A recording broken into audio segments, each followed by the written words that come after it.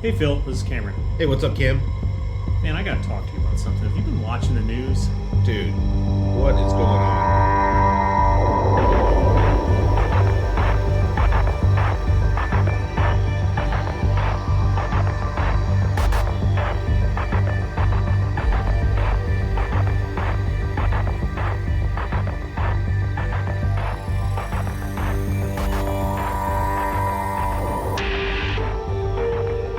Pocket politics with Phill and Cam. Why?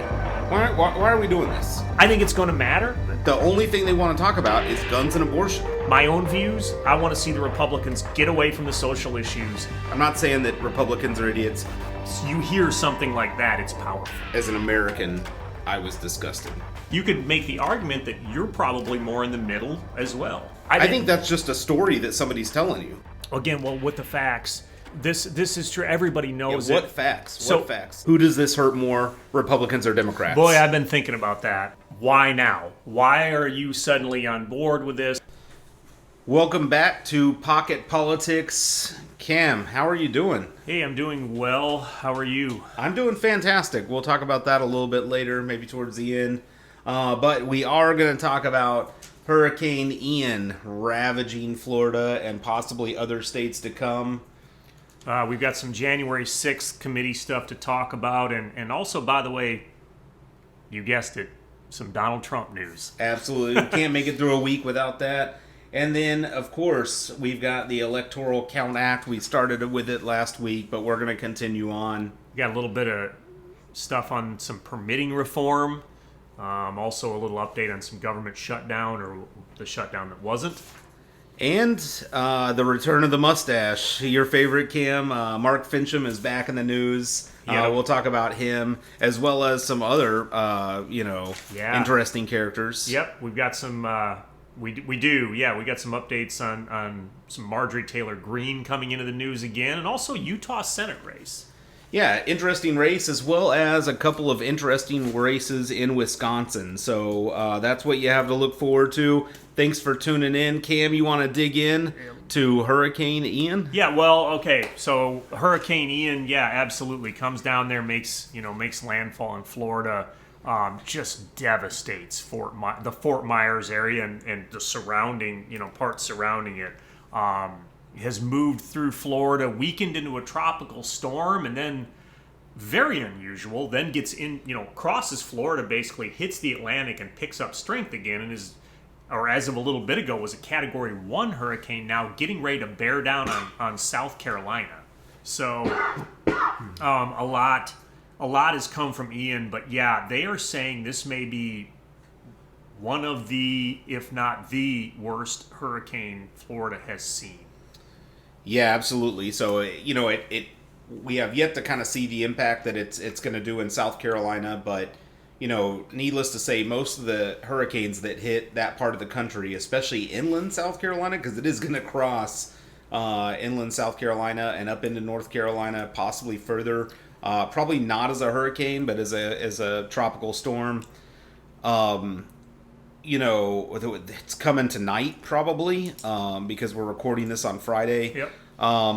But yeah, the damage in Florida is overwhelmingly. Luckily, the agencies have stepped in. They have. The governor is working hard. As much as I don't like the guy, he's working with FEMA and taking the funding, and he actually aggressively called an emergency in the state. They've got National Guard members all over working on stuff, but the damage is really bad. So, it is, yeah. To all of our friends, family, and listeners in Florida, we hope you're okay. Let us know if you need any help. Yeah, absolutely. You have definitely been on our minds. You're right, man. Total devastation down there. Governor DeSantis has, you're right, he's been aggressive in his moves. Him and President Biden have been talking. Biden has offered up, hey, what do you need? DeSantis and him have been working together on this, so they have put politics aside, as they should in situations like this. Absolutely. So we're thinking about you, keeping you in our hopes. So keep doing good. I heard something interesting. They were talking about it was like a 9-foot storm surge, which in Florida equates to like 4 miles inland, possibly more, which is just nuts. I mean, to think like 4 potentially more miles inland from the coast, and you're still at a high risk of flooding. And I guess that just goes to kind of speak to how, a lot of Florida is very low lying, right? Mm-hmm. I mean, so there's that. I mean, I saw pictures of Fort Myers where there is neighborhoods just wiped out. Yeah. And when I say wiped out, I'm not talking about like some downed trees or maybe a roof blown off a garage. We're talking about homes just gone. Mm-hmm. Right? I mean, just devastation. So it is huge. They're talking about in the Fort Myers area that actual power grids need to be rebuilt, or these electrical grids need to be rebuilt. Like, it's not like, hey, let's just go down and clear some trees off some lines and put them back up and get power. No. They're going to have to like rebuild grids down there. Yeah, I heard that as well. And they said that somebody was giving a press conference and they were saying it's less of the question of how long is our power going to be out, and more of a question of how long does it take us to rebuild this entire infrastructure. Wow. So it's definitely bad. Yep. And like I said, we feel for everybody down there. Yep. Be safe. Now, due to the hurricane, which I think is the right decision, they did postpone the January 6th hearing this week. The last thing we need during a natural disaster in any of the states is to have representatives, regardless of what state you're from, effectively involved in something that is not associated with federal relief, voting to get, helping hands into Florida, and whatever state, there is affected. So it's probably a good thing. But we still got news out of the January 6th hearing. So. Yeah, we did. They interviewed Ginny Thomas. Phil, did you hear about that? Yeah, I did. Apparently she is convinced that, the 2020 election was a fraud, That's the reports that we've heard, at least, is that she's sticking by her beliefs. I guess she hasn't wavered on them. I say her beliefs, which she's kind of been talking about, since that election. So I got that. I mean, I didn't hear much more out of that interview. I mean, I don't know. Do you have any thoughts on what we're really going to get out of that? I don't know how much we're going to get. Luckily for us, it was not she pled the fifth 500 times, because I think that would have just been like, it's kind of what I expected, and we didn't get that. I think the other biggest talking point was that she said that her and her husband, who, for those who don't know, is a Supreme Court justice, and not just like a state Supreme Court justice, but it's Clarence Thomas, the United States Supreme Court justice, that they don't bring work home with them. And so regardless of her texting Mark Meadows and doing all this potentially nefarious things surrounding the lead up to January 6th and on January 6th, that she doesn't talk to her husband about what's going on in the country.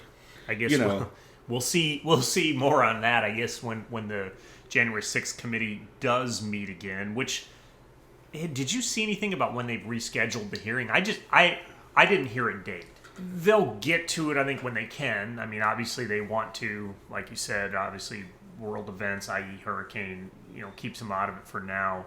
But yeah, they continued to work, as you mentioned, interviewing Ginny Thomas. I think there's some other news that came out of there too, wasn't there, Phil? Yeah, they dropped the some Roger Stone audio that was there was some information dropped about, it was like an audio clip. You know what? We can just play the clip. This is Roger Stone prior to January 6th. Yeah. What they're assuming is that the election will be normal. The election will not be normal. Oh, these are the California results? Sorry, we're not accepting them. We're challenging them in court. If the electors show up at the Electoral College, armed guards will throw them out. I'm the president. You. You're not stealing Florida. You're not stealing Ohio. I'm challenging all of it, and the judges we're going to are judges I appointed. You. You're not stealing the election. Shoot to kill.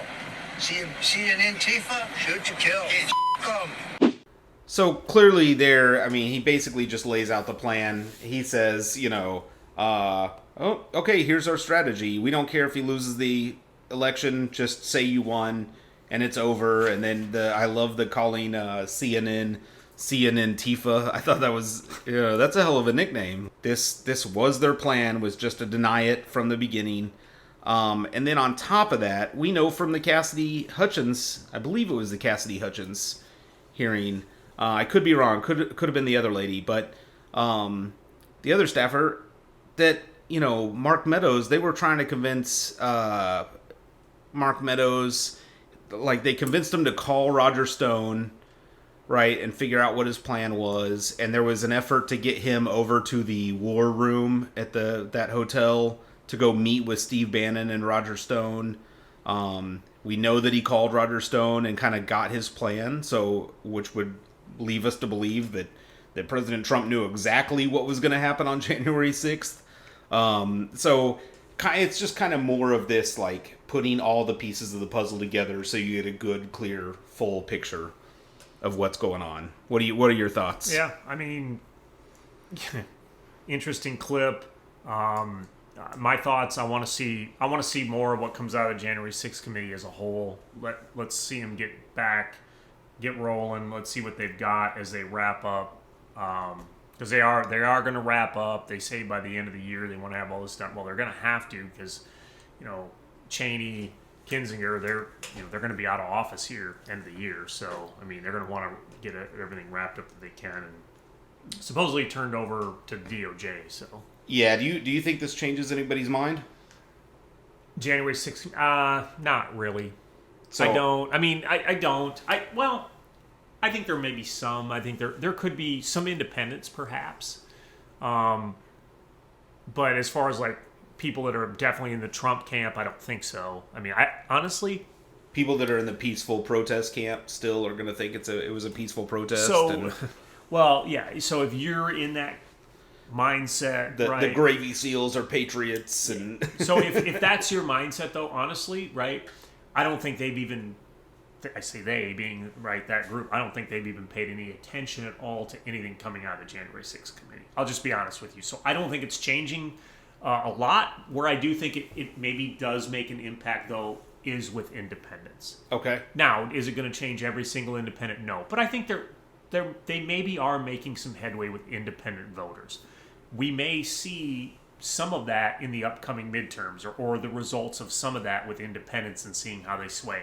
There's other factors in that on how they vote, but we could see some of that impact in the midterms. Yeah, and it's funny that you bring up independence, because I read an article at the very beginning of this week, I think it was Sunday or Monday, that talked about how polls, a lot of times, unless they're specifically geared towards independent voters, don't hit independent voters the same way they do registered Republicans, registered Democrats. And so a lot of, what they say in 2016 where the polls were wrong, it's not that the polls were wrong, they just weren't hitting all the people that they needed to hit. And a lot of these independents went for Trump instead of Clinton. And that's why the polls did not come out the way they were. I wish, if I do find that, I'll search for that and find that and then try and post it up on the Facebook. So if our listeners want to go check it out and look at that, they can read that, because it was a pretty interesting article about how polling works and stuff like that. And it goes back to what I've been telling you, is that at the end of the day, like, I've never been polled, No. So there's a lot of people that aren't covered under that. No, there's also been an article, or there was also an article that came out not long ago here that also talked about, are the Democrats putting too much faith in polls, this year, right? And could they be setting themselves up for a disappointment?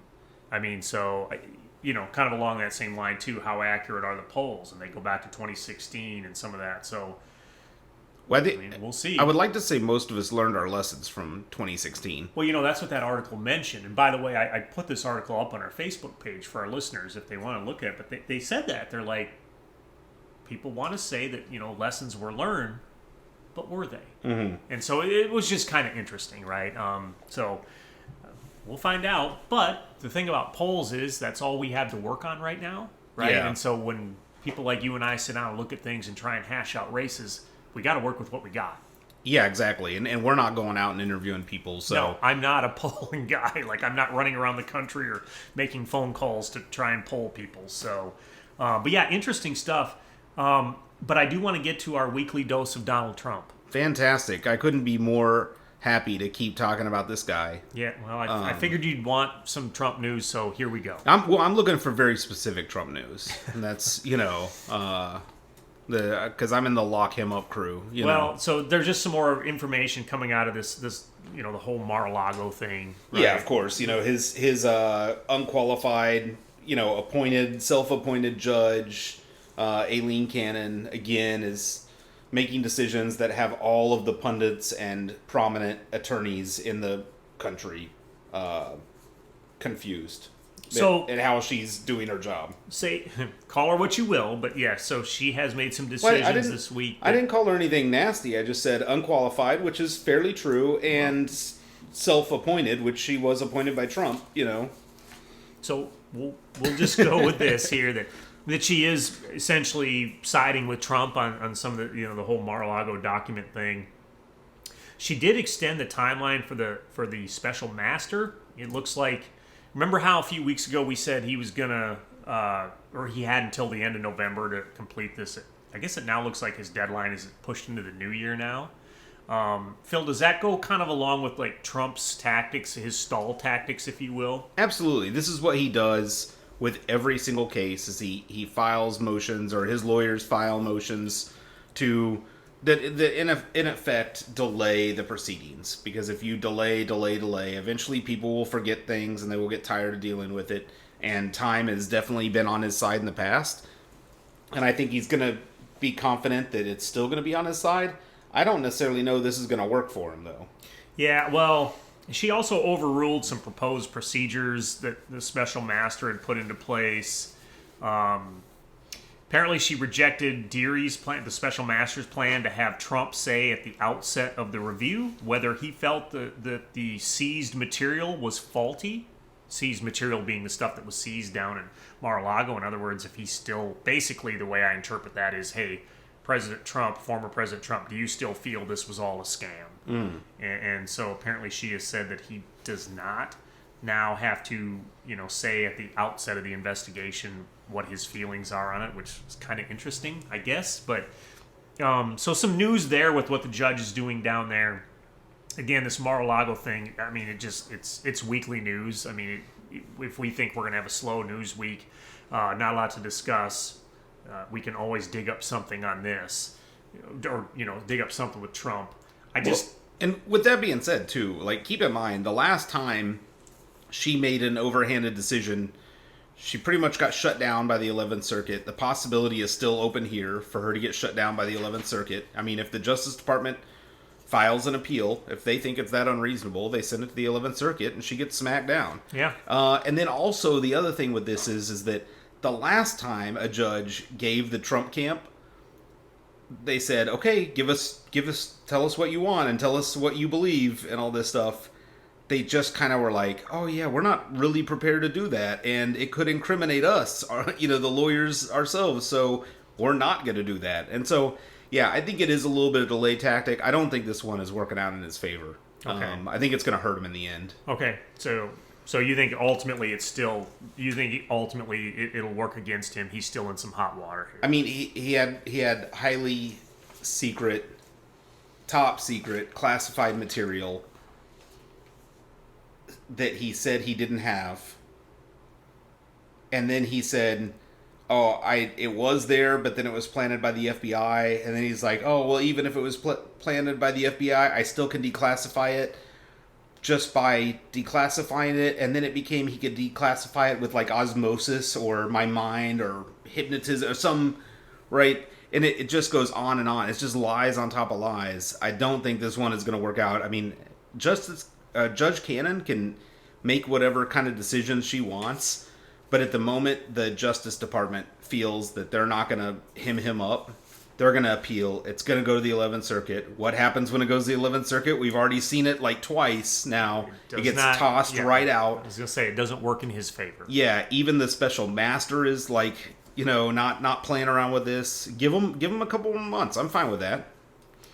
Okay. Let him do his job. It's a couple more months of news for us, right? Absolutely, right? More things coming out weekly. We get the weekly drip. Yeah, well, and we just gave our listeners the weekly Trump shot there. So let's look at some other news here. How about the Electoral Count Act? So last week we talked about the House bill that passed, but only 9 Republicans voted for it. All the rest voted against it. This is the effort from the Senate, correct? Yeah, so this is, well, going back to that, right? The one the House passed, right? They did have the 9, Republicans voting for it. The other Republicans all had said, "Hey, we want to change it a little bit. We want it modified. We don't quite like how this sits." Well, the Senate version apparently is more in line with what they were looking for, but the Senate version is a bipartisan effort. Okay. It's been worked on by folks like Susan Collins, Joe Manchin, Mitt Romney, right? Some of the more moderates, I guess you'd say, from the two parties. And It's weird that these days we consider Romney that moderate, well, I think these days he is pretty moderate. Yeah. So, but yeah, so going back into this, right? So bipartisan effort from senators. But the big thing, right, that we're getting through with this is it looks like Mitch McConnell is on board with this, with the bill, shall we say. So it looks like a lot of the Democrats are, right? Mitch McConnell has said he likes what's in there. He's on board. Some other, folks they thought were skeptics like Cindy Hyde-Smith out of Mississippi and some others are giving it thumbs up. But the big one is Mitch McConnell, Phil. And so they're saying with Mitch McConnell on board, this thing's probably going to get a lot of Republican votes, and it's going to easily pass in the House. Or I'm sorry, in the Senate rather. So yeah, so I'm a little bit skeptical of that because I do think that the MAGA crowd in the Senate, the Marjorie Taylor Greenes, the Lauren Boebert, or Well, that's in the House. she's in the House, yeah, but sorry, the MAGA crowd, so Tuberville, Hawley, right, Cruz, who we know, like Hawley and Cruz have already come out and said they were against it, right? yeah, Ted Cruz did. Well, Ted Cruz was in the initial committee, right? The initial committee in the Senate of the senators that was looking at it. It's like 15 of them, and Cruz was the only no vote. So it was 14-1 that they, yay, let's move this out of committee and put it to a vote. Cruz was the only one that gave it the down vote. Josh Hawley, you mentioned him. He had said, and this isn't a direct quote, but something to the effect of he was looking at it, but I'm probably just going to vote no. Yeah. I think Tuberville said he was reading into it. He didn't really say which way he was going to vote. I wouldn't expect all senators to vote for this, but it still, I think this easily passes. Yeah, I don't think Mitch McConnell gets another one like Ron Johnson on, right? I think that it passes, but it doesn't pass like 80 plus. I think it passes like 60 plus. But I think Mitch McConnell though is big. Well, I think he'll get the moderates. I think whether McConnell was there or not, I think the moderates, we talked about a minute ago, folks like Mitt Romney and stuff, they were already there. They're working on the bill. Yeah. But I did read, Phil, that I think John Cornyn has said he was a thumbs up on this, that he liked what was the work that had come out of this, and several other Republican senators had said they're on board. So I think it easily passes. They actually lessened, in the Senate, the number of people or senators, if you will, that would need to object to the election results to actually pull on a whole investigation. I think the House had it was 1/3. Yeah, the House was 1/3, and I think the Senate is 1/5. It's 1/5 in the Senate. Yeah, so they've lessened that a little bit, but I think this one is easily gonna pass. And I don't know if it was actually true or not, but there were some things that were controversial about the House bill, right? And not just controversial if you're a Democrat, but also controversial if you're a Republican. There was a thing in there I read. I can't verify this because I didn't have a lot of time to do research, but I think the House bill had a 5-day extension for voting. So they could potentially open the polls for 5 days. Yeah. In certain states if they needed to under emergency conditions. Now, I think there's some good aspects about that, right? So say Hurricane Ian. I was gonna use the next name, Storm, and just try and come up with a name, but I couldn't do it. So whatever. Say the hurricane hits November 7th, right? Do you need the ability to reopen polls?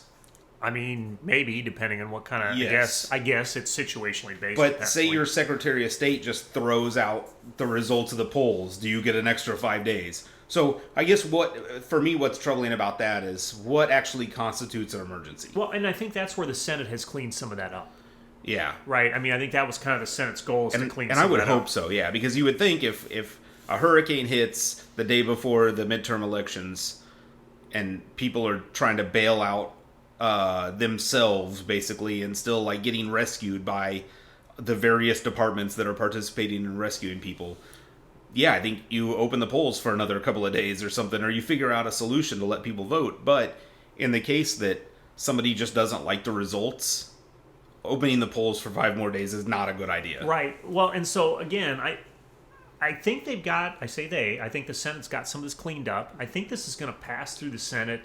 And I think... Now, you say you think it's going to barely pass. I think it's going to pass. I think it's... I didn't say barely. I said less likely 80-something votes and more likely 60-something. Okay, well, I think it may be a little higher than 60-something, but yeah, I don't think it's going to be unanimous. And something else with this, Phil, too, this bill actually spells out what the vice president's role is in certifying the elections. Oh, yeah, I love that. Because if this doesn't pass, VP Harris should just go tank the results of the next election. Like, you know what I mean? Well, yeah. I mean, she can't do that anyway, but like I said, I mean, I love the thought of, the ultimate revenge being her coming out and slapping something down, But again, I think this one's going to pass. Yeah, I do too. So, but we've had other congressional happenings too, right? We got this permitting reform fiasco that went on this week. Yeah. Do you want to remind everybody what the history of this is? Yep. So the permitting reform, this goes back to the deal, if you will, right? That Chuck Schumer and Joe Manchin cut, right, when they were crafting the Inflation Reduction Act, right? That was one of the things that Senator Joe Manchin out of West Virginia did want. He wanted permitting reform and to be able to speed up the permitting process, if you will, right, for energy, whether it be oil, natural gas, whatever. And there was some solar. other, I mean, like I said, it just speeds up permitting for any kind of energy production product. Yep. And this was something that Manchin wanted, right? And so part of the deal that they got was that Senator Schumer had said, all right, you know what? We'll give on that, and we'll help you out with that. We'll get this. We'll put this to a vote, etc. Hey, and also I'll use this as a perfect plug for one of our former episodes called "The Deal." So if you want to go back and listen to the details on what the changes for these permits were, how that was how that negotiation was kind of made, we talked about it a couple episodes ago. So if you haven't listened already, please go back. I want to say it was like episode 6 or 7. I think it was later than that, but either way. Either way, it's called The Deal. It's labeled. Certainly check it out. But yes, we go all into how this all put together. Anyway, let's fast forward to now. And to his credit, Schumer honored the deal, right? And he's going to, he wanted to put the permitting reform in the continuing resolution bill. Now, progressives had come out against this permitting reform, okay? And progressives in the House mainly were saying, hey, we're not comfortable with this. All 8 of them or 11 of them, well, there's it's not a that little many. more. It's more than that. But there's still not that many of them. It was more than that. I actually heard at one time there was up to maybe 70, I think, Democrats that had said they were against this in the House. Yeah. But in the Senate, the only Democrats I heard that had spoke out against this was Bernie Sanders, who's not a Democrat, he's an independent, and then Tim Kaine. Senator out of West Virginia, and so Virginia. Virginia. Yeah, sorry, not West Virginia, Virginia, and then Bernie Sanders being a senator out of Vermont. But anyway, there was some resistance, a little bit, from the left, if you will, in the Senate. But where this thing got blown up was the Republicans, right? I mean, every one of them was going to vote down on this, and a number of them were saying that, we're not comfortable giving Joe Manchin a win here after he basically screwed us on the Inflation Reduction Act, which I just want to say this, Joe Manchin is a Democrat. Yeah. Now, and if the Republicans think that he's screwing them by allowing progress to happen, but still getting some like concessions from the Democrats, from the rest of the Democrats, to do stuff that is largely Republican agenda, right? Like largely part of the Republican agenda. I mean, this thing was basically, this permitting reform, while it applies to all kinds of energy, was focused around this pipeline, this natural gas pipeline in his state. It was, but there was some other permitting for oil, right? Yep. And coal. Even There was like natural offshore gas. drilling There's stuff. a lot I mean, of stuff in there's here. stuff in there that is hugely popular for Republicans. Oh, there is now. So what the Republicans are saying is they support a bill who the other West Virginia senator, Republican Shelley Moore Capito, has put out a bill, a permitting reform bill, and there's some variance in this, but they're all in line with that, saying no, we want this bill. Now, when this thing all starts blowing up in the Senate, and it started looking like we were possibly going to get a government shutdown out of this whole thing because of all this permitting reform stuff. Senator Manchin went and told Senator Schumer, pull it out. And Schumer told him, I'll do it because you're telling me to do it, but just so you know, I'm with you on this. You told me put it in here, we had a deal. But he's like, no, please just pull it out. I do not want to shut the government down over this. We got to keep it going. But what Manchin did say, this was the best chance at getting permitting reform out there, right? And he said this, hey, Republicans, to be fair, he didn't say Republicans directly in his press conference or whatever, but he just said, hey, number of senators have wanted this. This is the best shot we have got at getting permitting reform because if you just put your bill up, Republicans, it's probably not going to get much, if any, Democrat support.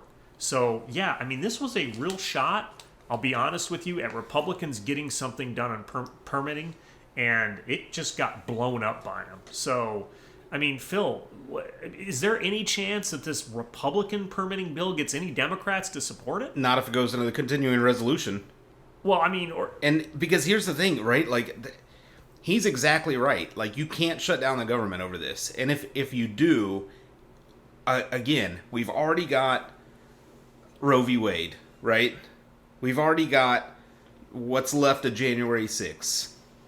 We've got a huge boost in women and young progressive voter registrations, specifically right before this election, right? Which is a midterm. Let me remind you, and if they shut down the government, it's a nail in the coffin for a lot of these close races with Republicans. Would you? I mean, would you agree? It could be, and so, but I mean, but this other independent bill, if it goes to a vote before, or this other Republican permitting bill, if it goes to a vote before January, it's not passing. Well, no, there's no chance of it passing. That's why I was asking you. Is there any chance for their bill? No, absolutely not. And I was going to say something very similar to that, right? Or I was basically going to agree with you on that. This idea that Democrats are suddenly going to jump over and start voting on this, I think is crazy because, again, I think Democrats were largely voting for this particular bill basically for Joe Manchin.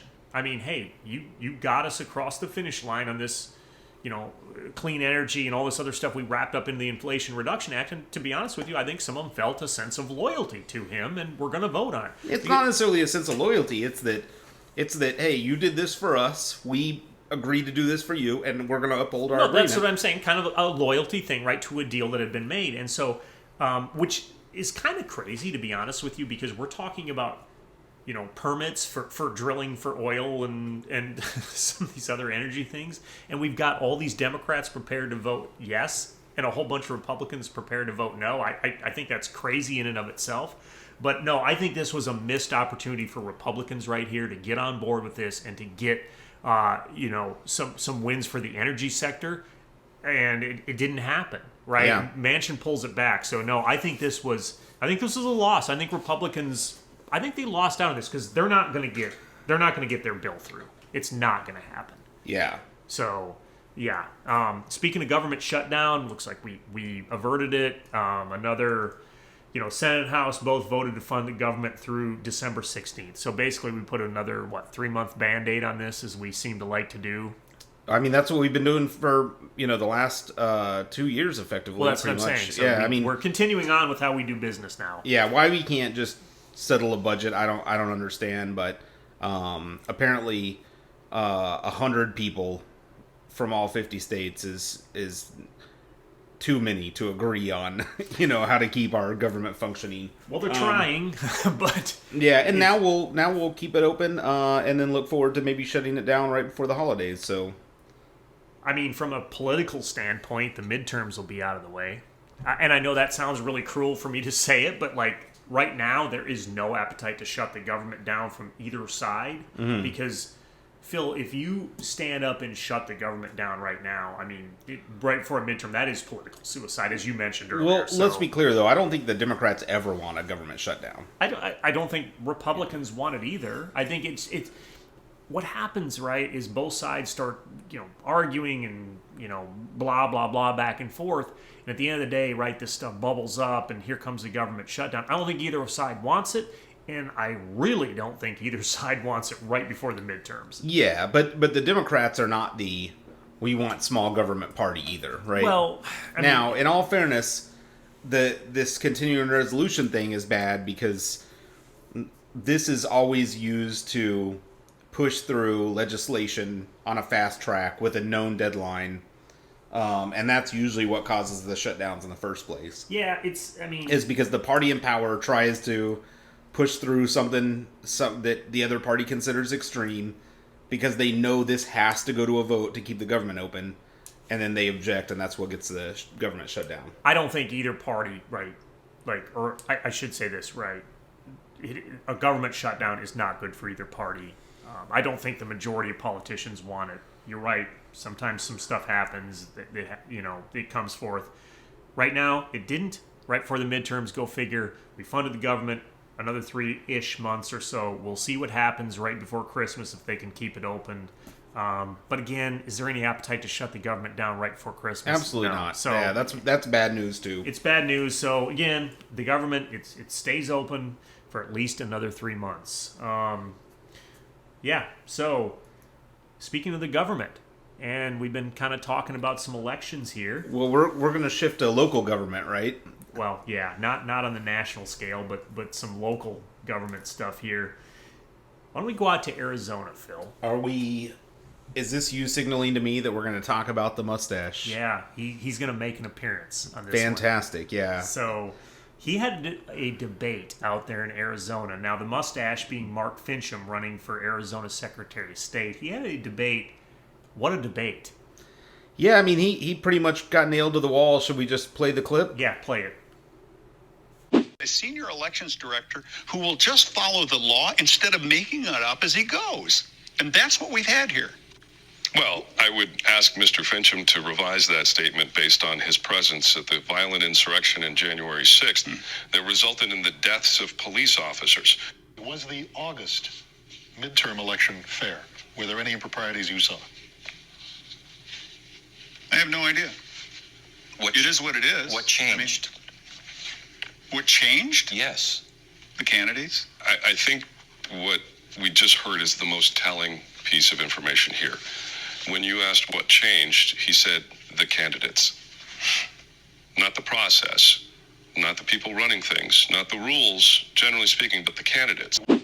Well, there you go. So, I don't know. This guy is like next level. Reminds me of like Pinky in the Brain for any listeners that are familiar with that. I mean, he's just basically said, before this, he said, whatever the results are, if I don't like them, I'm not going to, approve them. Oh, yeah. And then now he comes out and gets nailed to the wall in his own debate. I mean... Yeah, well, the guy's been traipsing all over Arizona saying that Arizona, elections are fraudulent and he's, blah, blah, blah. And then when we see here, he clearly doesn't have an answer for that. Yeah, I mean, basically, the moderator's like, look, how about your own, primary here a few weeks ago back in August? Was that rigged? And, he didn't know what to say. Yeah. He just sort of sat there and then finally bumbles out an answer. And when asked, well, if it's not rigged, if it wasn't, if this was a good election, what changed between now and 2020, and we didn't have an answer there either. Yeah, isn't there a funny, like, there's something funny about the fact that you're not even getting beat by your debate opponent, you're getting beat by the moderator. You know, like... Which he was. And I know, but that's what I'm saying is, like, there's something, like, hilarious to me about that, like, dude, you didn't even get beat. Like what happens when we have this debate, you know, later this month in Georgia, and Herschel Walker gets beat by by the moderator. Like, it's so silly that, well, you don't, like... So, it is wild to think you're getting beat by moderators. I mean, his debate opponent can just sit there and nod his head. Just... Well, that's kind of what was happening in this Arizona one. Yeah, right? no, I agree. Well, to an extent, right? I mean, there was some back and forth, but, you know, when the mustache, if you will, finally comes out and says what's changed, the only answer he had was the candidates. I mean, so he just said, hey, look, now we have a new set of candidates. It's me, so everything must be fair. I mean, I watched quite a bit of this debate in general. He didn't have many answers for anything. He just sort of, you know, told everybody he was angry and everything was broken in Arizona as far as elections are concerned. But if he is put in office as the Secretary of State, he's going to fix it all. Mm-hmm. And I mean, his opponent just sort of, well, he certainly was engaging, but at some points, you know, you kind of looked over to him and you could almost see him smiling, like almost as if to say, I'm just going to let this guy talk. Yeah, this is like a trend we've been seeing. Well, to an extent. So, Phil, what does this do for the mustache out there in Arizona? Well, again, I mean, let me just say, it never ceases to amaze me when we elect certain people. So, it will not amaze me in the future.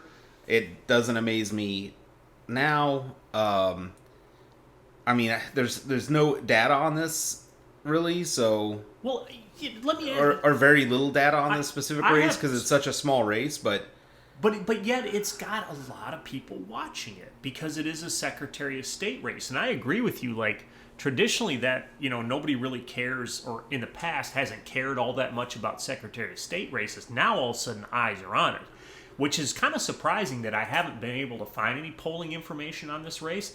But Phil, does this guy have a chance at winning out there? I would love to say no, but I don't necessarily know that I can say no. Well, he is in pretty tight with Kari Lake, who's running for governor out there, and she's up in the polls, I think by 4 or 5 points out there, and has been climbing. So now, on the flip side, in that same state, Blake Masters, who, you know, is running for Senate, has really fallen in the polls to you know, the incumbent Democrat Mark Kelly. So, yeah, I mean, I guess you can't say that Republicans across the board are sweeping things in Arizona, because it's not the case with the Masters-Kelly thing, but Kari Lake's on the rise.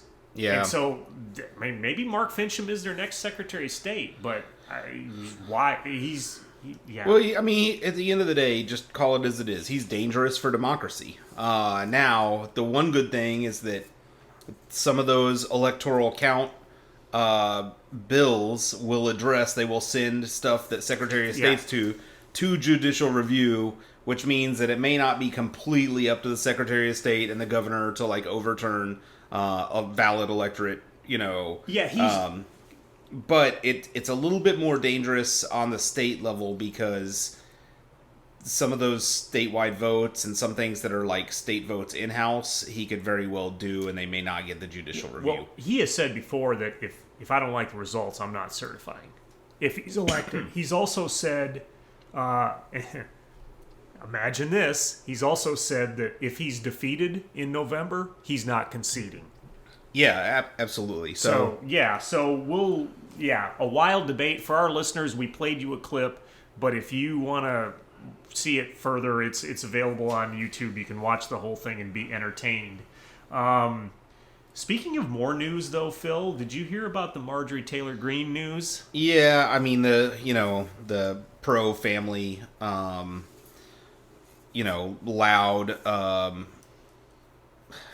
I don't know, just ridiculous politician. Apparently now is not as pro-family because she's getting a divorce. Her husband filed for divorce after 27 years.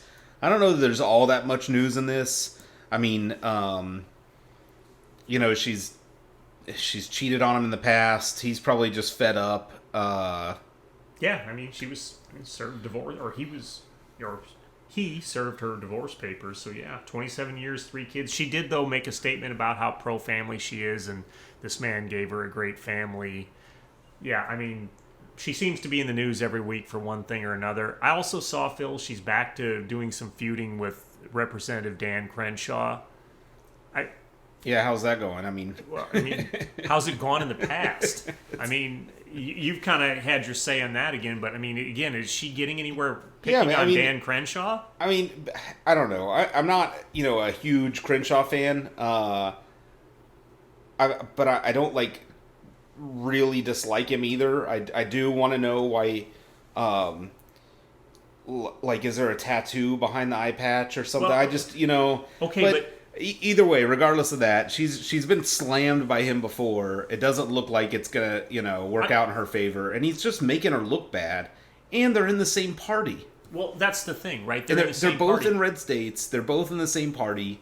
They're both in Congress. Why is she picking fights with him? Now, no, I'm with you. And to be fair, right, you and I see, our politics or how we view it or, what we like is a little different. I am a Crenshaw fan, right? I'm a Dan Crenshaw Navy SEAL fan. Well, I was getting ready to say that. Whether you like his politics or not, I don't think, anyone can argue the fact that the guy is a war hero. Absolutely, yeah. And so what grounds does Marjorie Taylor Greene have to basically be picking on a war hero? Well, she ran a gym into the ground. While Dan Crenshaw's killing bad guys. Yeah.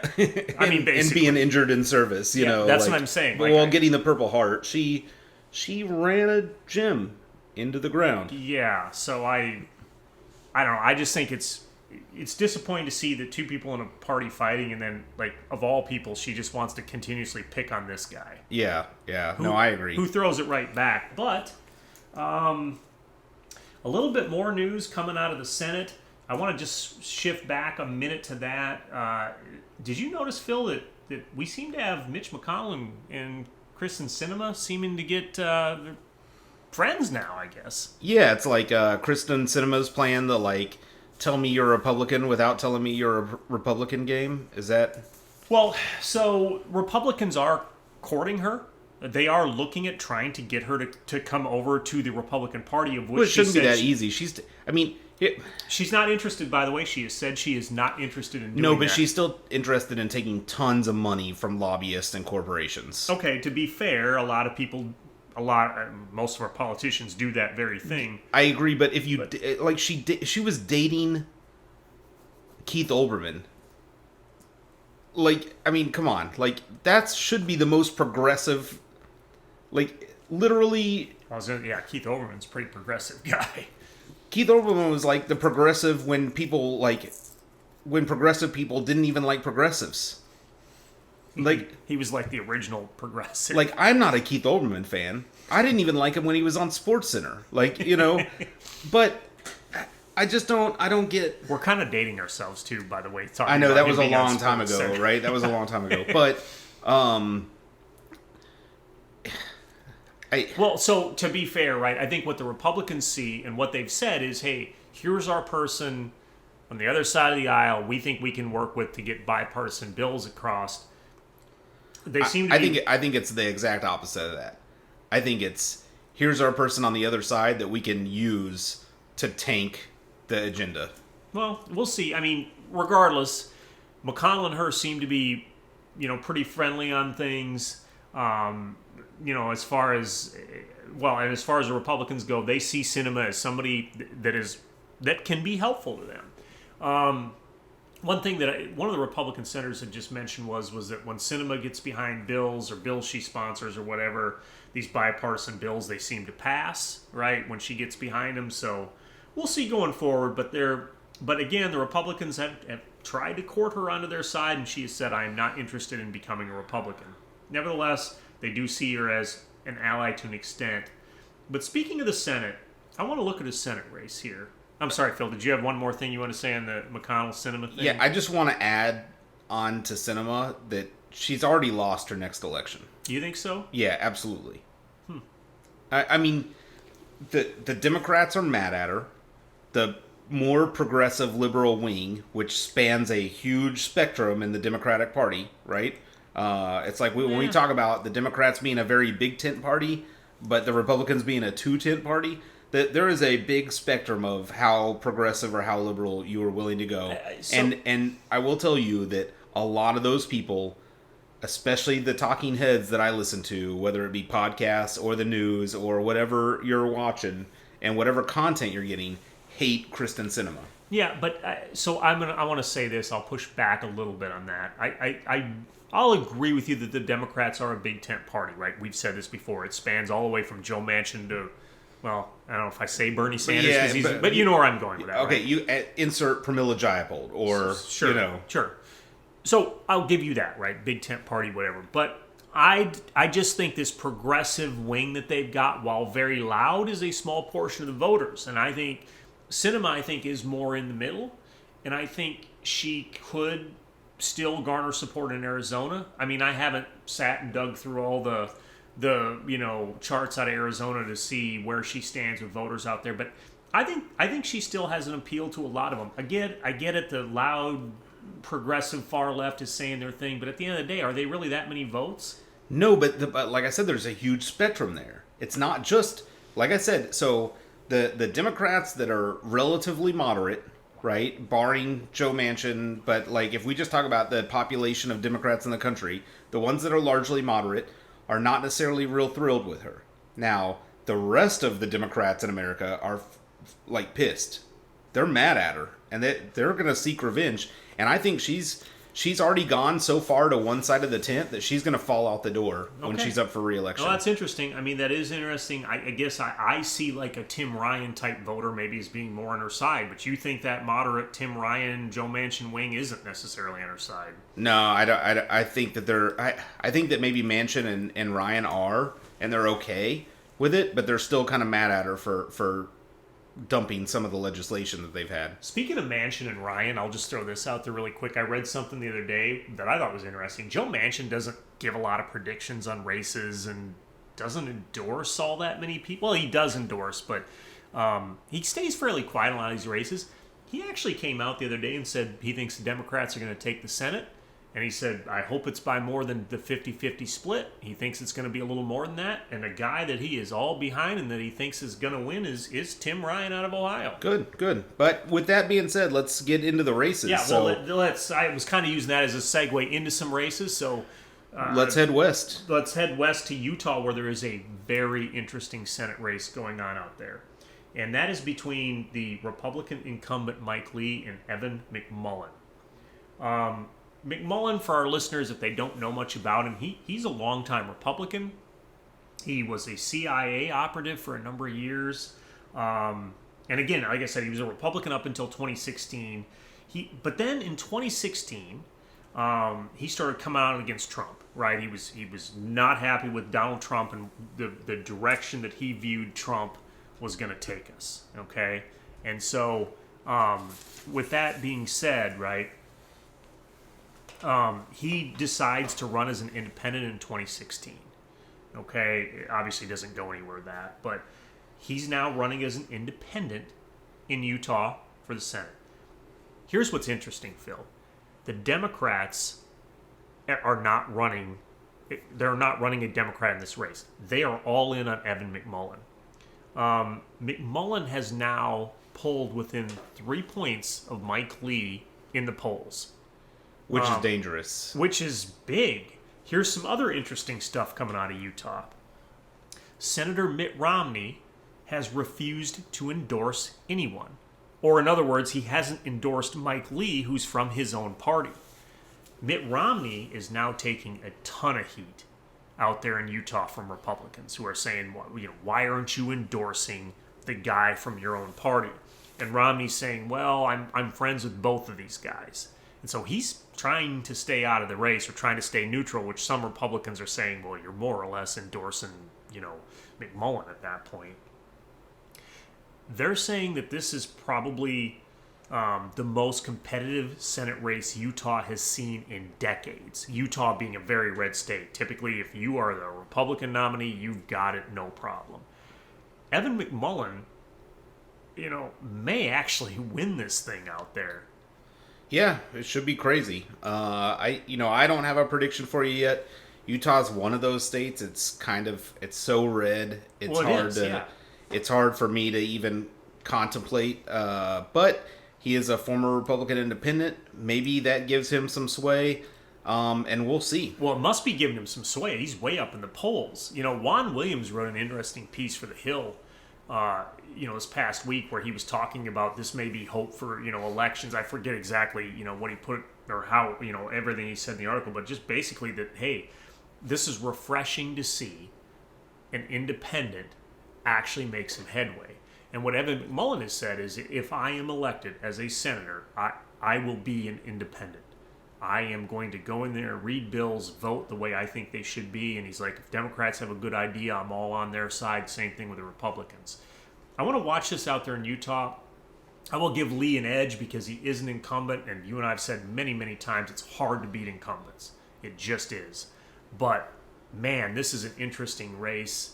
Some people are calling it the most unusual race in the Senate this year. It's kind of, though, flown under the radar. We haven't talked about this Utah Senate race at all. No, honestly, it wasn't even on my radar until you mentioned it. So. But the fact that you've got a senator, a sitting senator right now who's got an independent at that, nipping at his heels, and it's basically 3 points now within the margin of error. That's a race to pay attention to. Absolutely. So we'll see how that one goes. All right, now to Wisconsin. Yeah, let's look at Wisconsin. So we've talked about Wisconsin some in various episodes. They had some interesting primaries up there this year and everything, but I want to look at the Senate race up there. Ron Johnson versus Mandela Barnes. Barnes had a lead early on coming out of the primary. I say lead in the polls, right? Maybe it was the primary energy that he had or whatever, but he definitely had lead. That seems to have evaporated now. The polling average now has Johnson up a couple of points. Now again, this stuff's all within the margin of error. The latest poll I saw out there had him at 47, basically deadlocked at 47, each of them, Johnson, Barnes. Johnson's the incumbent. He has been, underwater in other elections and then seems to rise he's to the the guy top. that just kind of like wades through. Yeah. And nobody sees it coming and nobody can figure out how, but I think he's poised to win again. And the thing is Wisconsin it's a purple state. And so, a number of people are saying, hey, this Barnes is probably too progressive to win in Wisconsin. And so, Phill, now we see his lead just sort of, shrinking or vanishing, if you will. Does Ron Johnson win Wisconsin? No. And that's the optimist in me, is that he's not going to win Wisconsin. Do I think that's a realistic prediction? Also, no. But I would just hope that we finally get rid of this guy. I mean, he's super lame. He doesn't do much. He's a Trump supporter. His agenda kind of sucks, in my opinion. I don't know. Okay. I want to say this, Phill. These are your opinions. I mean, to say he doesn't do much, I think, is a stretch. Johnson is very involved in the Senate, and you can say he's a Trump supporter, but so are all the other Republicans, for the most part. True. Yeah, I mean, and I don't know. So again, those are your opinions on that. My opinion. Hey, that's what this is all about. I'm with you, right? And that's why I said we're not just reading the news. Like this is an editorial piece that we're doing right here. Which is why I said those are your opinions. But I think my opinion is that I think Johnson wins this. I think, just say this, he is an incumbent, right? And he's also, as you mentioned before, he just sort of rises above everything and comes out of nowhere and wins elections. Yeah, in all fairness, it looks like his best weapon is just to not talk a lot. And let Barnes talk. Yeah, I mean, that seems to be what's carried him through in the past. It's just kind of just staying fairly out of the news and not, getting a lot of attention. And somehow that works in that state. Well, but again, I think I want to go back to Wisconsin being purple. I mean, if Barnes was a more moderate Democrat, Phill, is he getting the best of Johnson here? In other words, if Tim Ryan was up there running in Wisconsin, does he take Johnson down? Absolutely, but I also think that, Barnes won his primary. Like, No, he it did. wasn't, so that is what the Democrats want. Now, do they? Is it enough to carry him through? I don't know. Again, I don't necessarily trust all the polls in this. And I'll be honest with you too. I think just by if you just look at like age, and we say that's the only thing that we put into deciding who we're going to vote for. I mean, we got to get all these old dudes out of legislating in modern times. So to your point there, Mandela Barnes is what, late 30s, I think, mid 30s. Yeah, I don't know. I'd have to look it up. I'm pretty sure he's in his 30s, so a lot younger than Senator Johnson. But I'll say this about Wisconsin, right? I've got some relatives in the state of Wisconsin. I've been there many times, so I'm familiar with it to an extent. A lot of their Democrats in that state are centered around Milwaukee and Madison. And there are some other pockets, certainly, of Democrats, but that's kind of the big hub, right, is those two areas.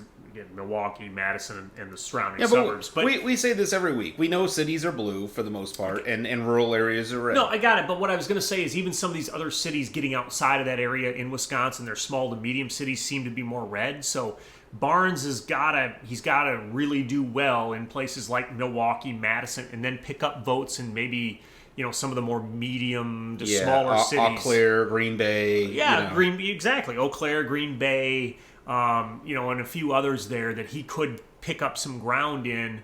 I just think it's a lot for him to overcome to beat Johnson. So I think Johnson wins this one. But I want to look at the governor race that is very tight there, and that's the current governor Evers versus Tim Michels. That one has basically a polling average just 1% up for Evers. Yeah, or tied. The latest poll basically has it like almost tied, 48-46, I think, which, again, in the margin of error.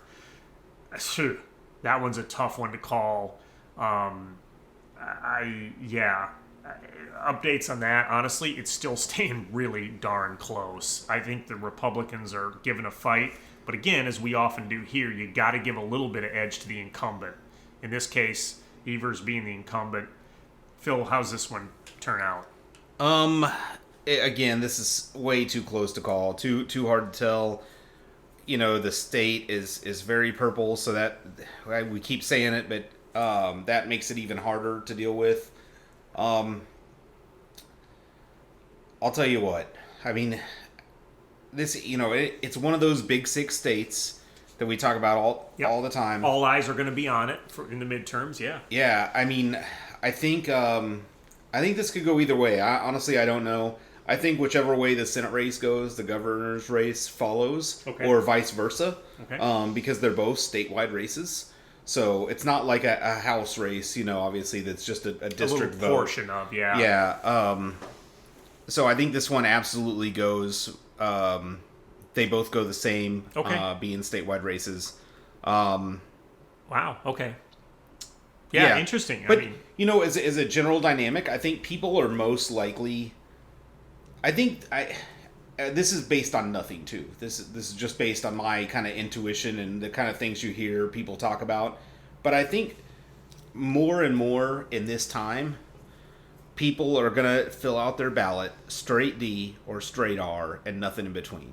Oh, no, I agree with you on that by and large, yeah. So I don't think we're going to see much more of this. You may win a section here and give up a section there or whatever the case is. I think that we're more and more of the world of you're either pro-democracy, like stop this crazy shit from happening to our government, or you're like MAGA, burn it down, and I don't think that applies to everybody, but I think it applies way more now than it does. Well, and and my fear is that honestly, even though there may be some good candidates from the other party that I don't necessarily agree with everything on, but probably could have gotten a vote out of me a couple years ago, now they're not going to get it because I'm concerned that every extra Republican that you put into Congress is going to do something crazy, right? It's like Nancy Mace on Meet the Press on Sunday, talking about the projection of impeaching Biden if, if the Republicans take back Congress. Yeah, well, Nancy Mace being out of South Carolina, the House. But she brought it up on Meet the Press, like on an NBC News show. Well, she brought up what she thinks may come, right? Because there are people like Green and some others in her party saying it. But yeah, but just the idea, like, for what crime? Well, I just want to say this. I still think that a lot of people just want to see some normalcy and stability in the government. Yeah, and you're not getting it if the more power and the more votes, the more power and the more seats the Republicans hold, you're going to get less stability.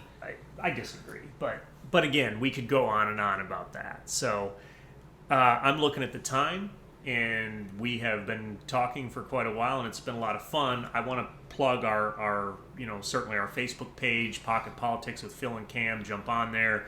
Our Instagram, P Squared with Phill and Cam. Please check that out as well. Certainly send us an email, CameronandPhill at gmail.com. Yep, and links to all of those on our website. And I was going to say, links to all of that is on our website.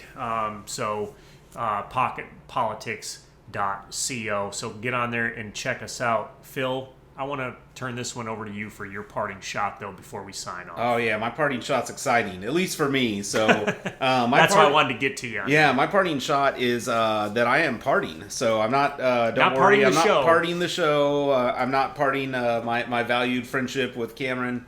But I am partying what I'm currently doing. And so this means we are going to go remote. So from now on, Cameron and I will no longer be sitting in the same room doing this politics. We will be, or doing this podcast. We will be all the way across the country from one another. But don't worry, I'm still going to try and convince him to move out to my part of the country because I think he'd love it. Well, I think the bigger we get, though, as we just get big and bigger and bigger and bigger and conquer this world of political podcasts, then eventually we'll just be flying back each week to do it, 1 week. I'm never moving to Washington D.C. So just so we're clear on that, but yeah. So I am departing, and the next couple of days I will be spending driving all the way across the country so that I can go back home. And probably more than a couple days, but yeah. Yeah, more than just a couple, but either way, I'm looking forward to. You know what I'm excited about is I'm looking forward to trying to get some snapshots for the Facebook and the Instagram. Oh yeah. Of political signs and if I see evidence of the happenings as I drive across the country. So we'd love to see, especially out of some of these really close states as you drive through. Yeah, because I've already we've over the past couple of weeks we've mentioned like several of the states that I'm going to be driving through. Exactly. So, yeah. I'm looking forward to kind of maybe I can take my eyes off the road for 1 second to snap a cell phone picture if I see some interesting billboards or anything up in some of those states. Yeah. Well, two of them come to mind, Pennsylvania and Ohio, that you'll be going across. Definitely look out there. I mean, we just talked about Wisconsin, so. That's true. Yeah, so several of them there. My parting shot basically wraps into yours, and I wanted to let you go first with that. So just to say this, that I will certainly miss sitting across from you doing this, as I think we've, certainly had fun with this. But again, to our faithful listeners, we are not going anywhere. We'll be doing it remote. But yeah, you know what? Something that started as just you and I talking about it a few months back and saying, hey, we have all these political conversations. Why don't we do something with them? Because they're interesting, or we think they're interesting at least. Has grown into something. And so I'll definitely miss you, and I want to just wish you safe travels on your journey. And I'll be looking forward to those political signs, especially a lot of good Republican signs that you see out there on the road. Send them out there. We'll get them on the website. I see Phill smiling as I say that. Well, it's because I'm mulling over whether or not to get corny, but yeah, I appreciate the shout out. So hopefully, like I said, but I will keep the push on trying to get you to move, closer. That way we can pick up doing this more in person. But in the words of Toby Keith. Go west, young man. Yeah, so. There you go. Well, and you are going to do that. So, ladies and gentlemen, it has been fun. It is time for us to sign off again. Phill, thanks so much as always. It's been an interesting week. We look forward to seeing what comes out of the news next week. And, stay safe, everyone. Until next time. Bye.